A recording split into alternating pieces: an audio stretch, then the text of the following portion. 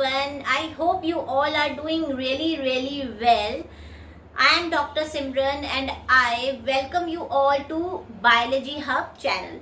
So today we are going to talk about the topic which is DNA is the genetic material.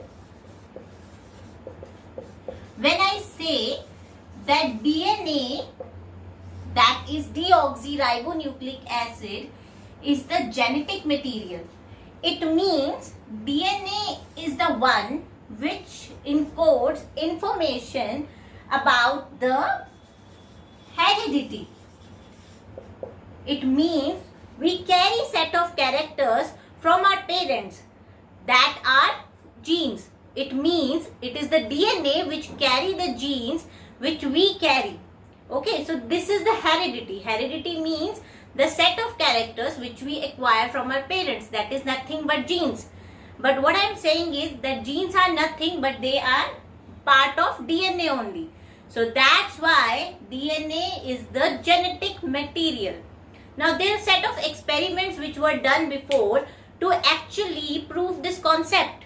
Okay, so we are going to discuss about the beginning. Okay, and if you have seen the video, the central dogma of biology, which I posted previously, and if you haven't seen that, I would recommend you and would put a link in the description box to please go and watch it, so that the concept of central dogma remains in your mind and that would become easy for you to understand the concept which I am going to discuss right now.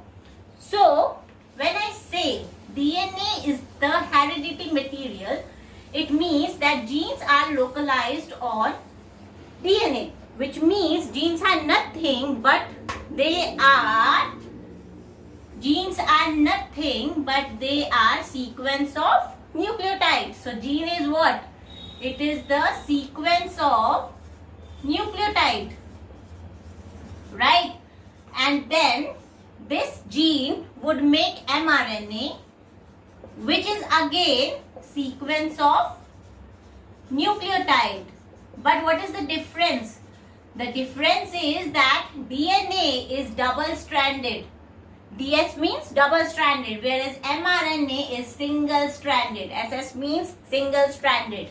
Okay, then double-stranded DNA gets transcribed with the help of transcription into mRNA, and this mRNA will then form protein, which is what? This is your sequence of amino acid. Protein is sequence of amino acids, right? So this is what is the basic concept of central dogma of biology. But from where this concept has originally began? We should understand, if this is the concept, there must be some of the experimental work which has been done previously to actually prove this concept. So we are going to discuss about those experiments today. So earlier the information came from the bacteria, where it was found out that actually DNA is the genetic material of bacteria. Okay, so let's discuss the experiment.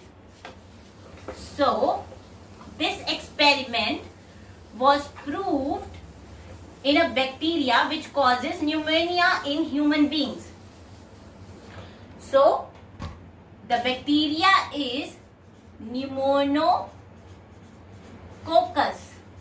Okay, this is the name of the bacteria, and what it causes is it basically causes pneumonia in humans. Okay, and this bacteria, it basically comes in two strains. It comes in two strains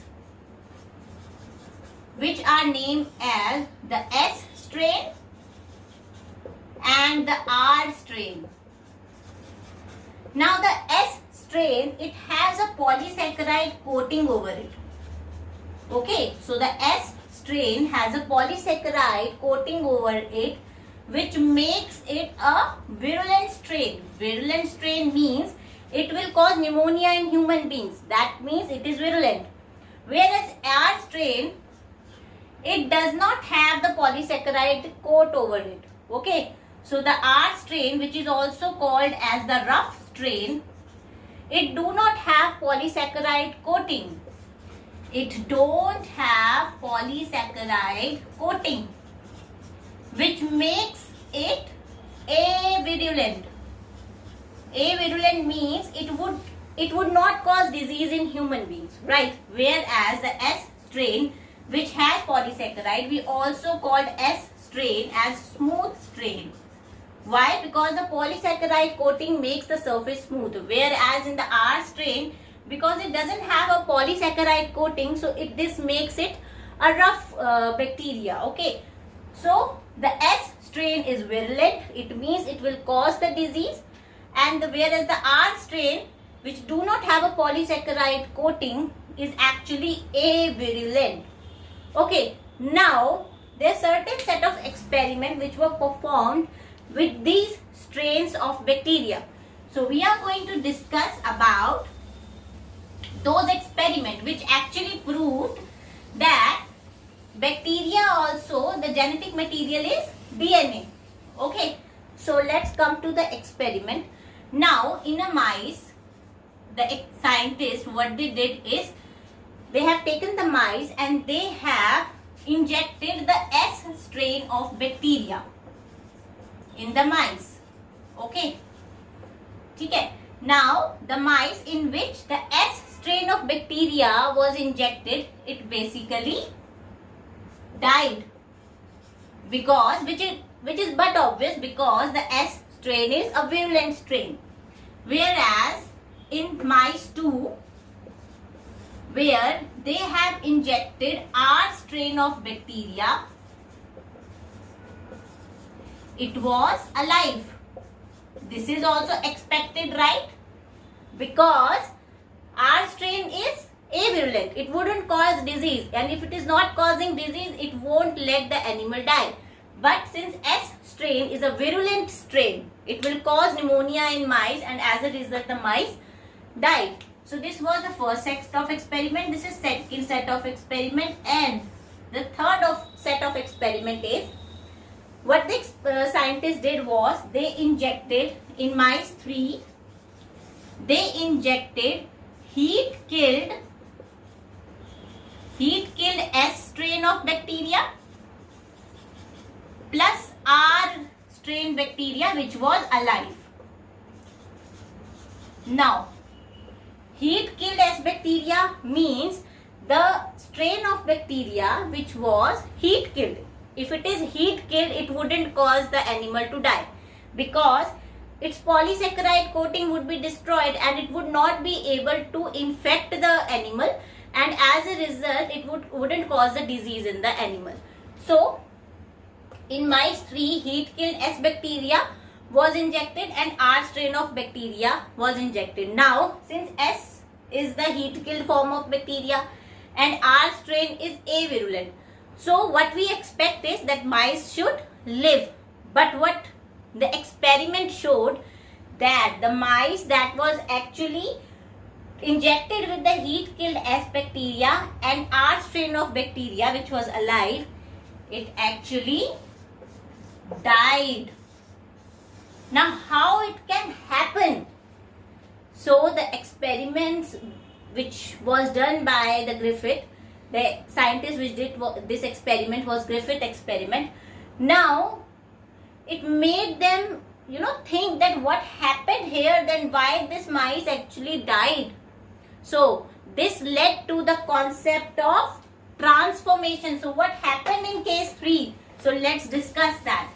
Now in case 3, what happened is, now since the S strain of bacteria was heat killed, it means all the polysaccharide and the protein coat over it was destroyed.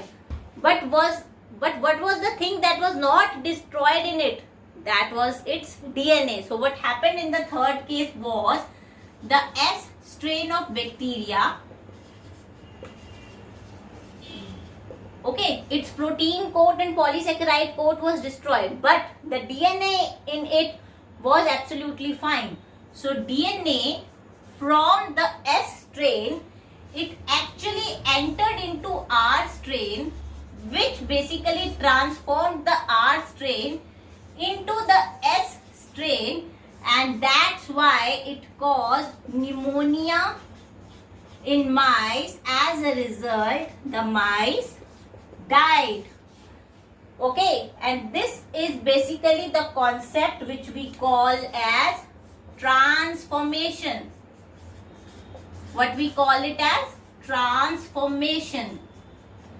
So this actually showed that DNA is the genetic material in bacteria. Okay, and the same thing, the same concept was proved in viruses as well.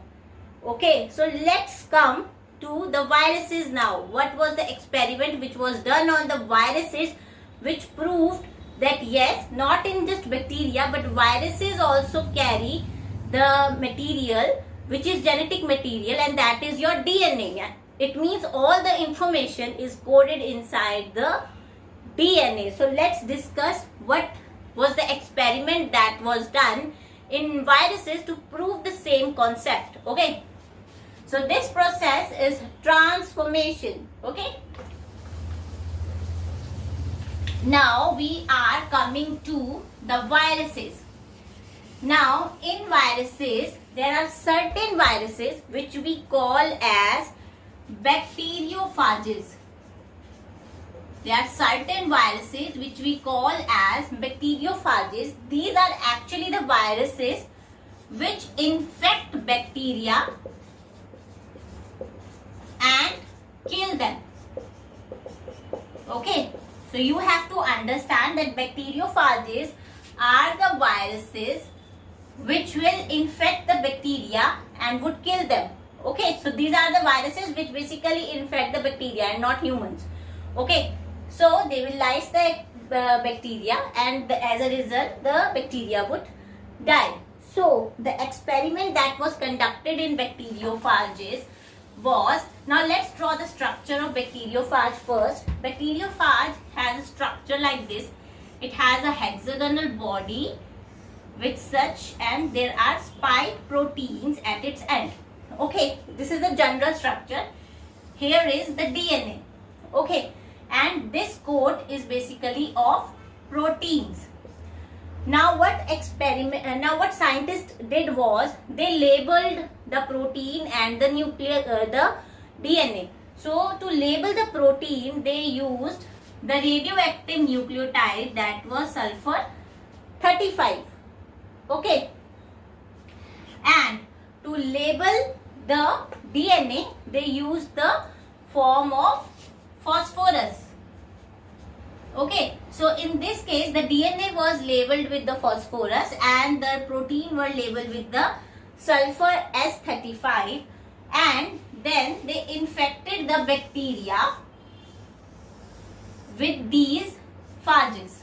Okay, now what they found was the phages which were isolated from the bacteria, or the phages which basically kill the bacteria and were released from the bacteria. What phage would do is it would make lot of copy inside the bacteria of itself, and then it would get released from the bacteria. So the phages which were released from the bacteria, they were 70 to 80% of them were labeled with phosphorus. Okay, it means that DNA is the genetic material which actually passed on from this phage to the progeny phages. So this is the experiment which was done in viruses, which again showed that your genetic material is DNA. So this concept was basically proved in bacteria as well as viruses, that DNA is the one which is the genetic material.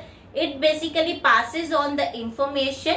Why we say that it passes on the information is because it doesn't directly make the protein. To make the cell function, the cell has to make proteins, which ultimately comes from the DNA. Okay, so it contains the information. DNA contains the information that gets transcribed into the mRNA first, and then the mRNA gets translated into the proteins which actually perform the function inside the cells. So I hope this concept must be clear in your head now. And if you have liked this video, please subscribe to my channel, like the videos, pass on to your friends, spread the information as much as you can, and I will bring such videos for you. Okay, and do comment me if you have a specific topic which you want me to discuss, and I would be very happy to take it. So with this, I would say goodbye and take very good care of yourself, and please do subscribe to my channel. Okay then, bye bye.